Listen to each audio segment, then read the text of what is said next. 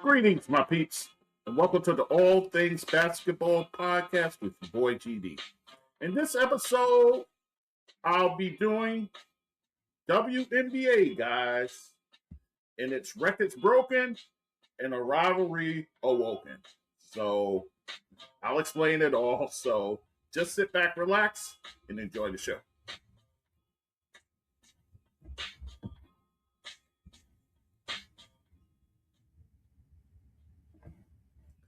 Okay, guys, it's your boy GD back with the All Things Basketball with GD podcast. And guys, we are in the midst of the WNBA season. A lot happening. And actually, last week was a pretty busy week in the WNBA. So I will talk about all the records that was broken. And then I'll leave for last the rivalry that has been awoken and all the fallout from it, from the pushing and the shoving, from the skirmish that led to Alyssa Thomas's suspension. So I'll cover all of that. So all that and more. So without any further delay, let's get into it. Now, what I'm going to do is I'm going to do this in kind of chronological order, starting with actually June 20th. I want to start there first because it seemed like it was a few days straight of records being broken and just some amazing stuff. So we'll start with Angel Reese. Angel Reese of the Atlanta Dream. She becomes the fastest player to record 1,000 rebounds. She did it in 79 games, guys. And she did it in a win over the Indiana Fever.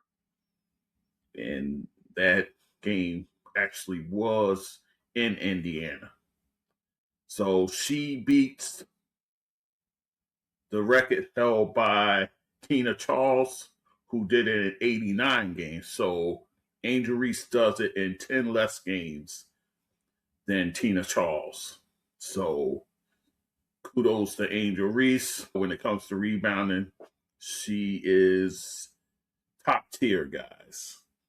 And actually, they had Tina Charles on, I believe, the CBS broadcast because that's where Lisa Leslie is, also Renee Montgomery as well. And they were on there talking about how impressive this is, what Angel Reese is doing with the whole rebounding and whatnot. So Angel Reese, once again, breaking records, guys.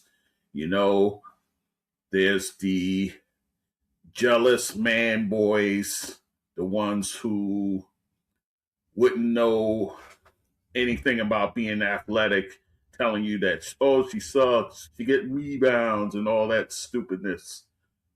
I take pleasure in it. So, but Angel Reese setting yet another record, the fastest to 1,000 rebounds. And oh, by the way, she's not done, not by a long shot.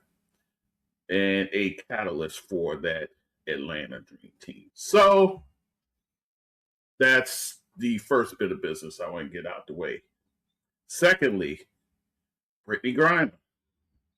On Monday, June 22nd, she becomes the league all-time leader in block shots, 178.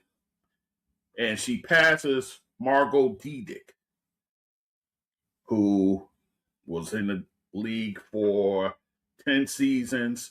She reminds me of the WNBA's version of Mark Eaton. That's how good she was when it came to blocking shots. Was always in the conversation for Defensive Player of the Year. She was always in the mix for that. In fact, I want to say she won. She led the league in blocks 8 times and was on all defense twice and made 2 All-Star games. But Margo Dydek, the late, great Margo Dydek. So Brittney Griner passes her And Margo held that record since 2018. So it's been standing for 18 years, that record. And Brittney Griner does it in a 92-63 win for her Connecticut Sun over the Chicago Sky. So Brittney Griner making history as well. So let us continue on. Dominique Malonga. She had a career high on Monday night, the 22nd, for the Seattle Storm, where she scores 37 points, guys. But she becomes the youngest player to score over 200 field goals. So she did that at the age of 20 years old and 219 days. And also, she is the youngest to have a 30-point game and a 10-rebound game. And she does this in a 112-1 loss to the Dallas Wings. And in that game, AZ Fudd has a career high, 26 points, and Paige Bueckers has 27. And in the same game, Paige Bueckers, she ties Elena Della Donne as the fourth fastest player to reach 1,000 points. So a couple of records in that game. But, oh, by the way, the Dallas Wings, they set a record for field goals made in the game with 48. So, bunch of records in the one game there between Dominique Malonga, Paige Bueckers, and the Dallas Wings as a whole. We move on to Thursday night. Now, on this Thursday night, a game I just finished watching. I had to rewatch it because I couldn't believe it. But Marina Mabrey ties Asia Wilson and Lisa Cambage with 53 points scored in the game, the most points scored in a game. And I mean, she was hitting some crazy threes, logo threes, guys. Here's what she did in the game. She shot it 17 for 28 from the field. Sensational. 9 of 18 from 3, and then 10 of 12 from the free throw line. In a blowout win, 125-97 for her Toronto Tempo over the injury-riddled Los Angeles Sparks, guys. Again, this was on Thursday, June 25th, that this happened. This game was on Amazon, and Stan Van Gundy made his debut as color analyst in that game, doing the game with Lisa Byington, who was doing the play-by-play.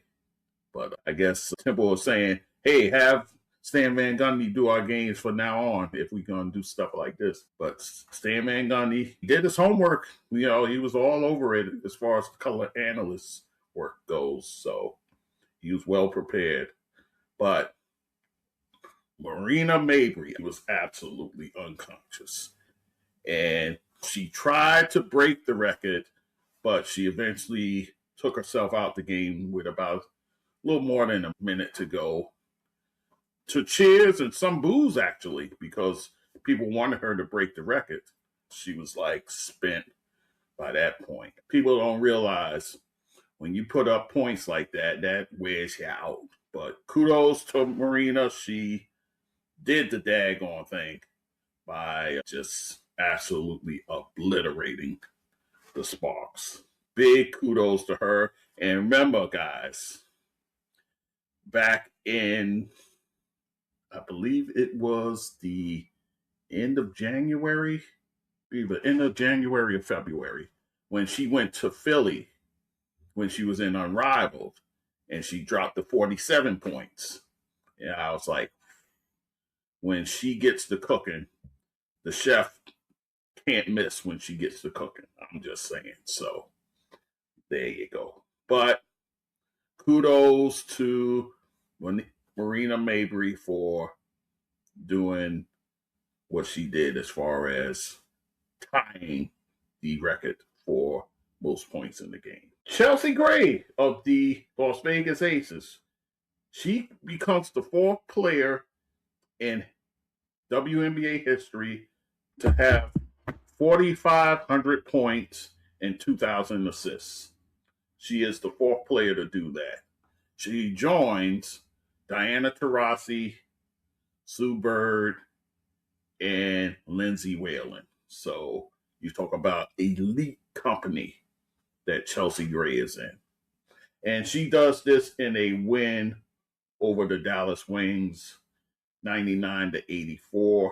This also on Thursday, June 25th. So Chelsea Gray in the record books yet again for the Las Vegas Aces. So there you go.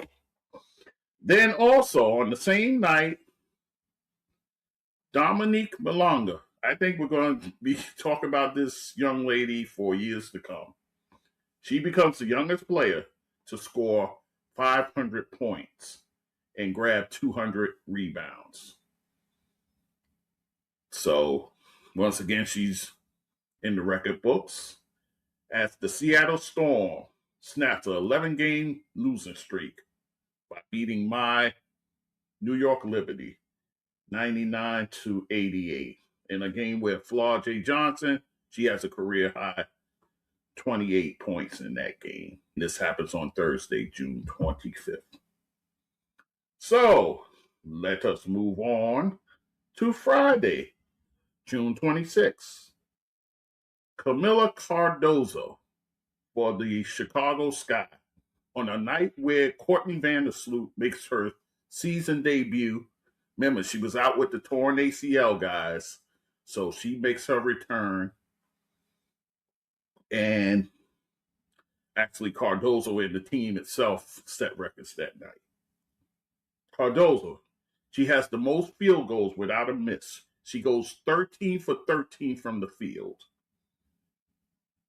And she has a career high 30 points in a 124-94 victory over the Portland Fire. And, oh, by the way, the 124 points, that was a franchise high in points. And then the team sets a WNBA record with 38 assists in the game. Mind you, it's 38 assists on 45 made field goals. So think about that, guys. But yeah, so Chicago Sky, listen, you got Vandersloot now. You're working with three, dare I say, Hall of Fame caliber point guards now. You have Skylar Diggins, you have Natasha Cloud, now you have Courtney Vandersloot. So do they hang on to all three as the season goes on? I don't know if they do, to be honest with you guys. I don't know if they do, but this is good for Cardoso. I've been saying this, and it seems to make sense. They need to run the offense inside out. That ball should be going to Cardoso inside. She has the advantage on most nights.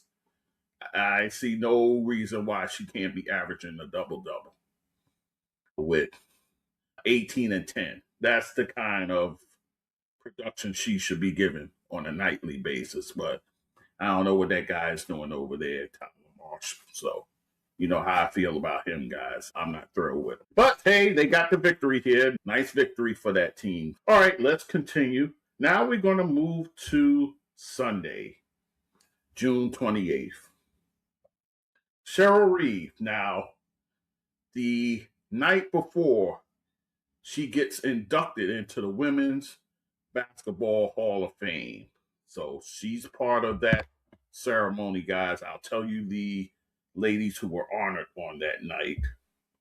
It was Candace Parker, Elena Della Donne, Cheryl Reeve, as I said, Doris Burke, Amaya Van der Morrow, Kim Mull, Isabel Fijakowski, and Barbara Kennedy Dixon. So all these ladies inducted into the Women's Basketball Hall of Fame on Saturday night, June 27th. So the following day, Cheryl Reeves coaches, and she ties for most wins by a coach with 379. And she gets that in a win at the Dallas Wings, 85-77. So she's tied with Mike Thibault at the moment. Oh, Thibault, I'm sorry. So she now gets a chance to break the record on July 3rd. I'll talk about that a little bit later. But she gets to break the record on that night versus New York Liberty. But I'll touch on that again as I circle around. Oh, the Washington Mystics. Guys, I watched this game from about the third quarter, late in the third quarter. They played the longest game in WNBA history. They go to 4 overtimes. The game was 3 hours and 42 minutes long. Like I said, I watched the entire thing, but I watched a good chunk of it. And they do this in a 124-123 win versus the Portland Fire. A game that saw 21 ties, 12 lead changes. And the only other quadruple overtime game in WNBA history actually happened 25 years ago, just about, on July 3rd. And it was the Washington Mystics, again, involved, beating the Seattle Storm. So Washington, again, part of that history, if you will. And in that game, Sonia Citron, she came through in the clutch. 32 points. Michaela Onyenwere, 30 points for her. Kiki Iriafen with 27. She fouls out the game. And this is a record of having 3 players with 27 points or more. That's a record. And then on the other side, Carla Lake, she was clutch as well, 32 points for her. Sarah Ashley Barker with 25. Megan Gustafson with 20. She fouled out as well, but an absolute entertaining game. Absolutely loved it. So, but the Washington Mystics get the win and enters into the history books. That young and turned team. And then lastly, as far as records broken, A'ja Wilson. What's a segment about records broken without her being involved? 30 points, 15 rebounds, 4 steals, 3 blocks. The first WNBA player in history to have that stat line in a 107-99 win at the Chicago Sky. And, oh, by the way, she is currently at 99 games where she scores over 20 points and pulls down over 10 or more rebounds, which puts her in second. And she's second to Tina Charles, who's done it in 109 games. So A'ja Wilson, 10 games away from tying Tina Charles. So it seems like it's a fait accompli. It's a matter of time before she does that. All right, guys. So that's all for the records broken. Now I want to talk about the rivalry Awoken. Monday, June 22nd, the Indiana Fever takes on the Phoenix Mercury. To provide a little background, now we know last year the Fever signed DeWanna as a free agent. About 9 or so games in, she leaves the team. And then, come to find out, they part ways. Soon after, she goes and signs with the Phoenix Mercury to play alongside her longtime partner, Alyssa Thomas. So right in there, you have the bad history between both of those ball clubs, right? Now, I was talking to a friend of the show, D, because to this day, we don't know exactly what happened. No one's saying anything. I mean, even Sophie Cunningham, as much as she runs her mouth, she hasn't really said what really went on. So, of course, obviously, there's a bit of bad blood between the two, right? So, fast forward to Monday, the 22nd.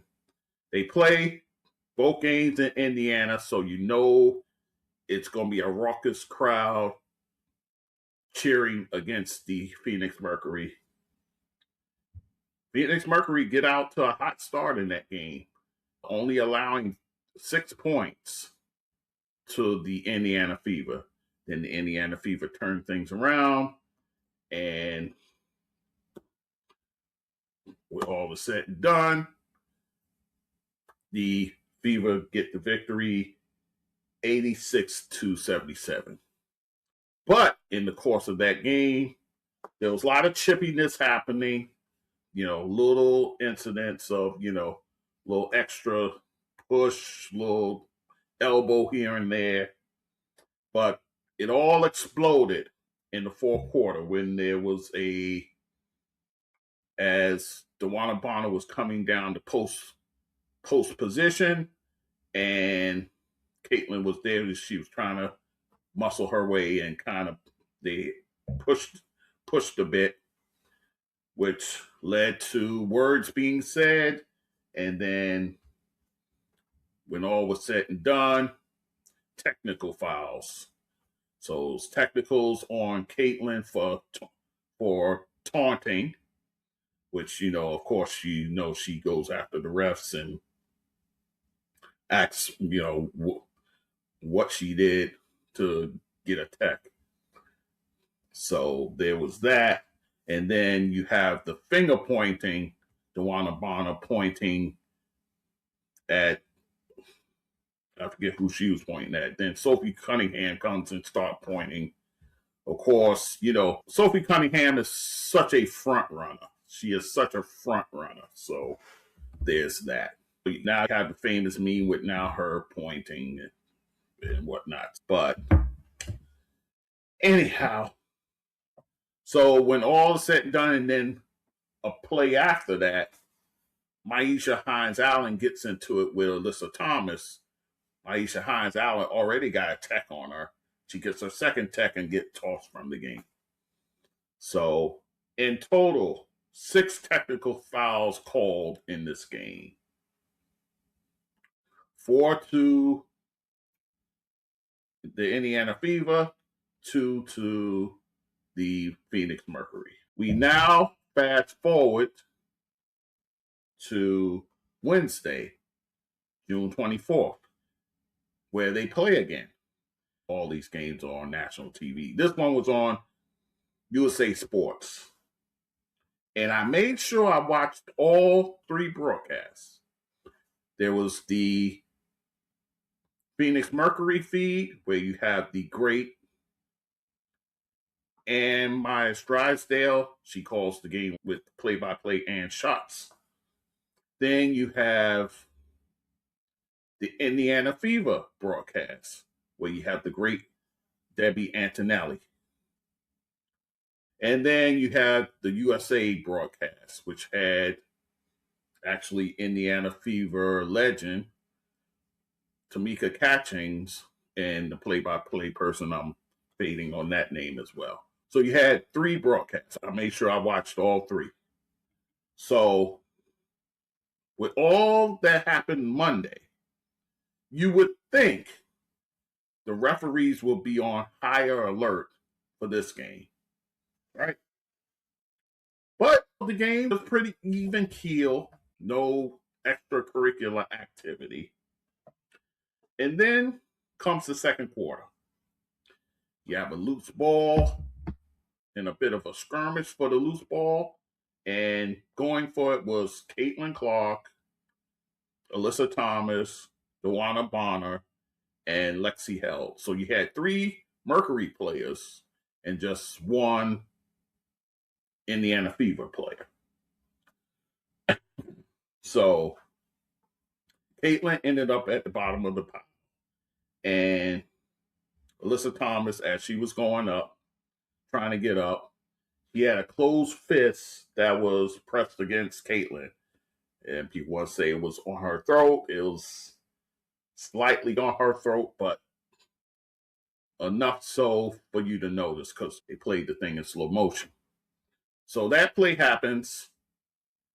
Nobody goes crazy about it. Not even Caitlin she made a face, but that was about it. The coach didn't say anything. Play resumed. And then you had a play later where Caitlin hoists a 3 and then ran. Aya was defending Caitlin Clark on the 3-point attempt. And she crashes down on Caitlin on the closeout.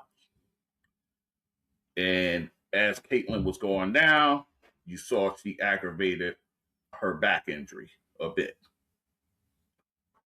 Although she did end up continuing to play the second quarter and then an early part of the third quarter.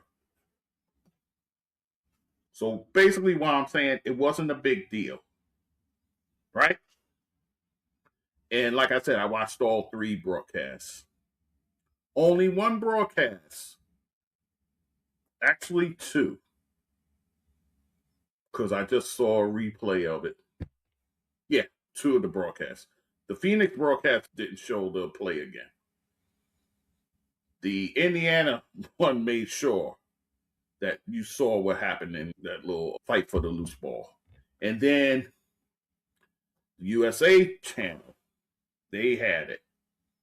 So Tamika said it was fight for a loose ball, they get in there and whatnot. She didn't make much of it.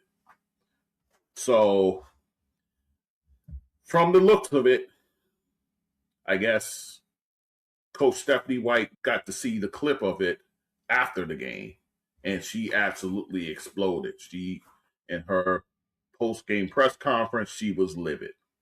And she called it a cheap shot, it's uncalled for, all those sort of things. To which the league goes and investigates it because it was a big deal made of it. So the league investigates, they look at it, and they deem it a flagrant 2. So Alyssa Thomas, she gets suspended for her very next game. So that's what happened. Now, for me, like I said, I watched all 3 broadcasts. And again, no one made a big deal of it other than the Indiana broadcast. So my thinking is that whoever said, let's review this thing, had to do it from the landscape of what the Indiana Fever broadcast team had to say about it. Because Debbie Antonelli, she said something to nature of, you got to be careful and all this sort of stuff as far as what was happening inside there. So, of course, all the media talking heads now want to talk about it. You got news programs showing this, not even a few seconds, this exchange, if you will. And calling it a skirmish is even going a bit too far. It's a fight for the loose ball, basically. Not a fight, but you know what I mean. Did it look bad? Upon further review, it did look bad. Was it malicious? With context, I would have to say no, because there was nothing leading up to that other than what happened the game before. But you played the whole entire quarter, and then you played into the second. Nothing that I saw from my eye to say that all that built up to her doing this maliciously.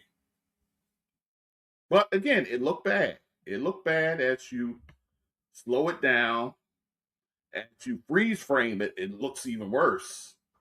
But my whole thing with the media now, to take that wasn't made a big deal in the game itself, and now go back to the tired, regurgitated, jealous girl, jealousy thing now. I think it's overreach. I really do. I think it's an overreach at this point.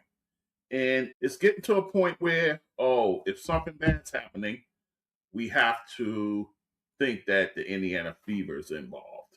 And it's somebody fouling Caitlin hard or anything like that. And if you watch this game, because you'll have the people say, she's the only person guarded 94 feet. Not in these two games. Go and watch it. I have the league pass, and I watched both games. She wasn't being guarded 94 feet. So let's get that out the way. But I think it's just a thing that happened within the game. Again, in the totality of what happened in this game, I'm not talking about the last game, this game, there's nothing for me to say that this was done with ill intent. It's not. So, you now have, of course, you got Stephen A. say, protect the golden goose and all that sort of stuff. Then you hear the idiot LaShawn McCoy say the same dumb stuff. Then you have, these are my boys, but Shannon Sharp, then he brings up the jealous girl thing again, where context is so important in this case. We know what happened on Monday, and again, I thought the refs should be more vigilant in this game. And to their credit, nothing towards happened up until the loose ball thing. So there's nothing within that game itself to say that, Alyssa Thomas, she intentionally did that. And somebody said, maybe she should have helped her up. They were still within the game. So it wasn't any time. It wasn't a stoppage of play where, okay, maybe she would have helped her up. The play was still going on. So you could put that to bed. To me, we just get into this whole stuff, and now you bring the Christine Brennans of the world to rear her ugly head to talk about the jealousy stuff and whatnot. It's not conducive. It doesn't help. Now, I want to try and find this sound. I have 2 bits of sound that I want to play. One was on Threads. And see the problem with the Stephen A's of the world? He admits he doesn't watch these games. So why am I to take what he says as gospel? He's looking at it from an outsider's view, to be honest with you. So I can't take what he says with any credibility because he doesn't watch it like that. He barely watched the NBA. But I digress. Okay, I think I have it. Okay, that was her.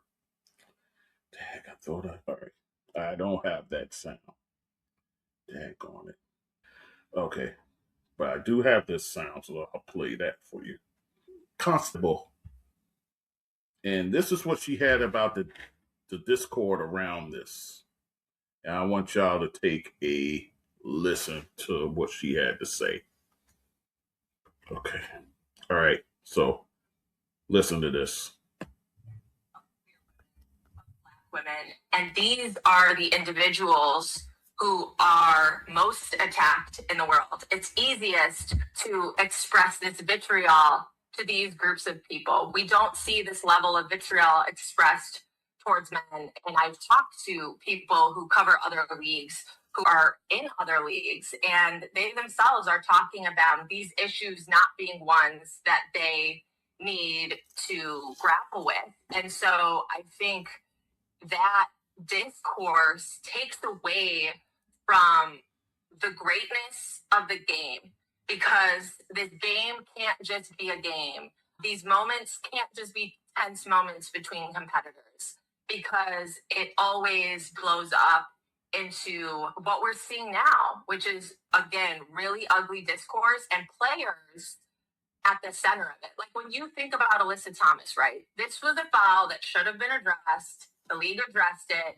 But now Alyssa Thomas is on the receiving end of racist comments on social media, hateful comments on social media, that it gets to a level it just shouldn't ever get to. And for what? For what? In defense of Caitlin Clark? That's not something Caitlin Clark wants to see other people in the league going through. So it's just something that I keep hoping and praying levels off, but I haven't seen that yet. So that's what she had to say. I'm with her, to be honest with you. What was done in that game doesn't warrant the level of vitriol that's aimed at Alyssa Thomas. Alyssa Thomas, she plays hard. She's borderline. I'll even admit she teeters the line of physical and dirty. We see what was done to a fellow alumni, Angel Reese, when she took her down, clotheslined her down.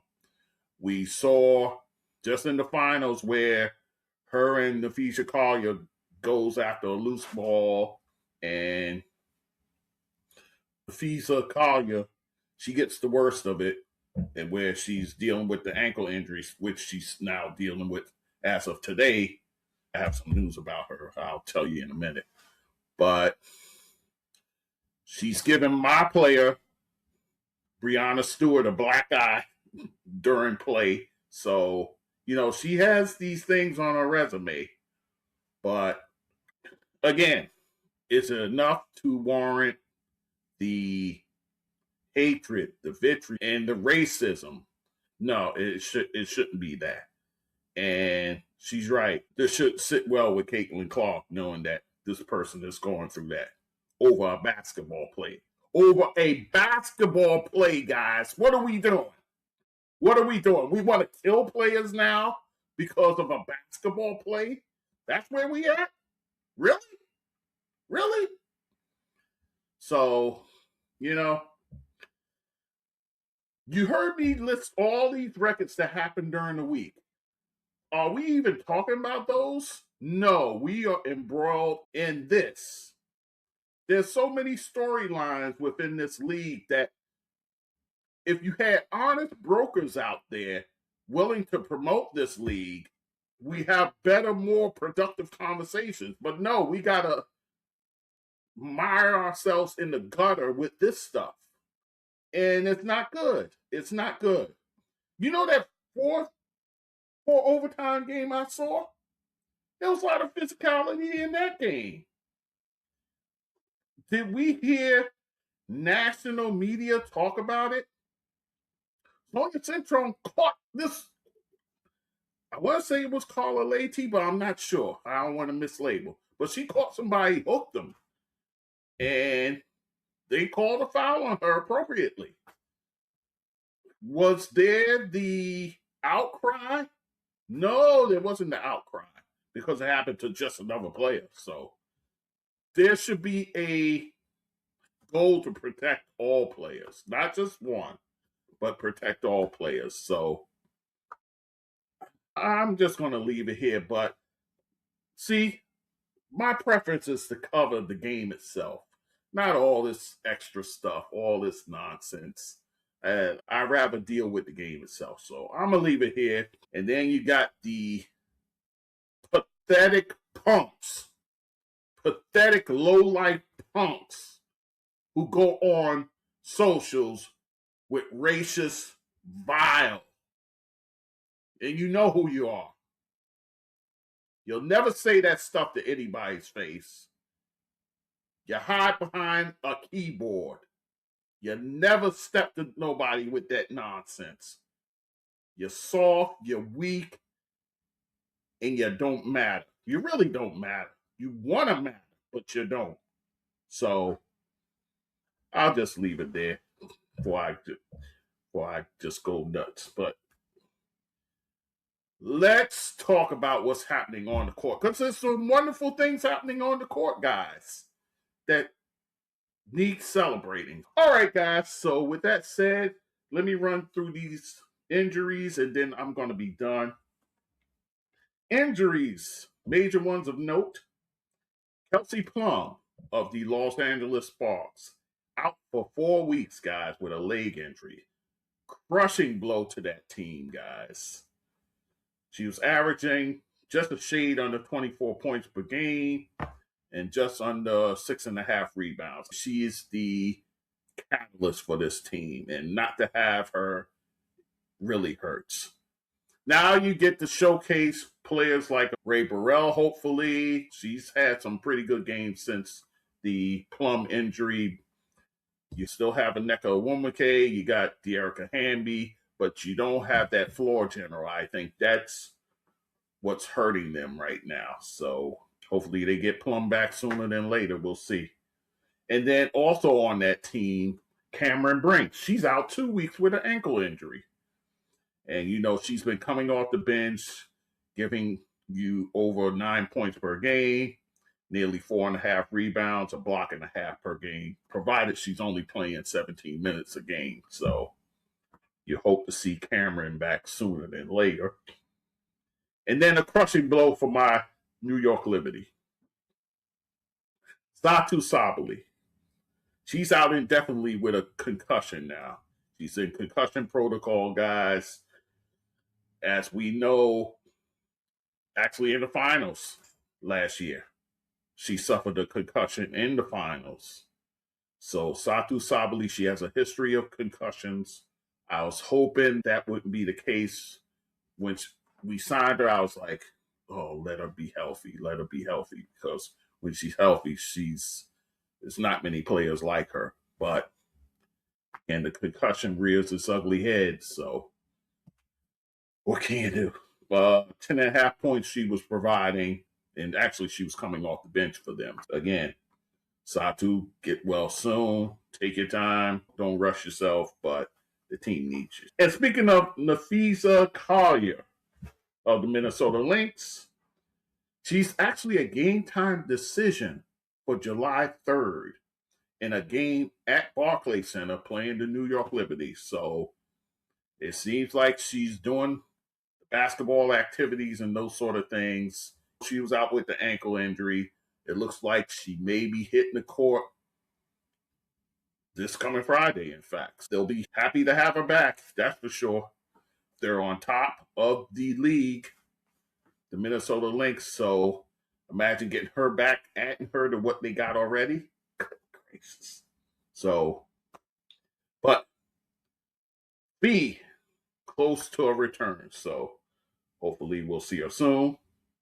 Speaking of Brionna Jones, someone who has yet to debut for the Atlanta Dream this season, she's to resume team activities on the court pretty soon. She's been out with the knee injury. She had the knee procedure in April, so hopefully you're getting Bree back soon.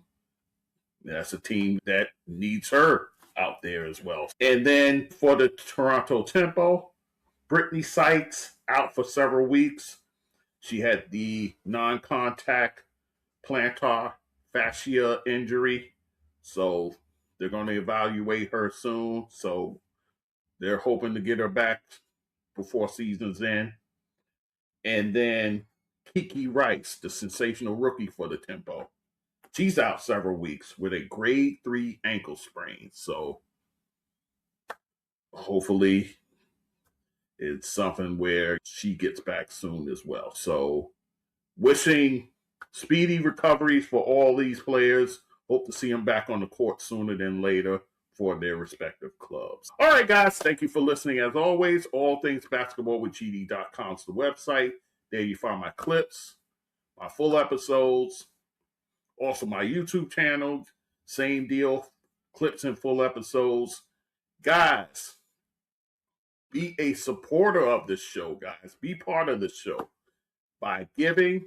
And, I didn't have my scroll on tonight. My scroll is there now, guys. The website, all things basketball with GD.com. My Substack as well is up there. And then donate or be a supporter of the show, guys, by going to my PayPal. I got PayPal button, buy me a coffee button, and Spotify donate button. My Cash App right there, $GD. That's Sports Dude. Again, $GD. That's Sports Dude. And then social media-wise, TikTok, Instagram, some Facebook, some Blue Sky. And then podcast platforms, I'm on all of those, guys. So there you go. Guys, NBA free agency and trades and all that is starting to heat up. I'll do an episode on that. I still want to do Knick fan reactions. I'm trying to line some folks up just to do an episode where I'm talking just to those people. So I want to make it a series again, guys, and bring different folks on. So got some people in the works. So we'll see. Throughout the summer, I'm going to be working with that. So there you go. All right. Thank you for listening. As always, we will talk soon. Take care.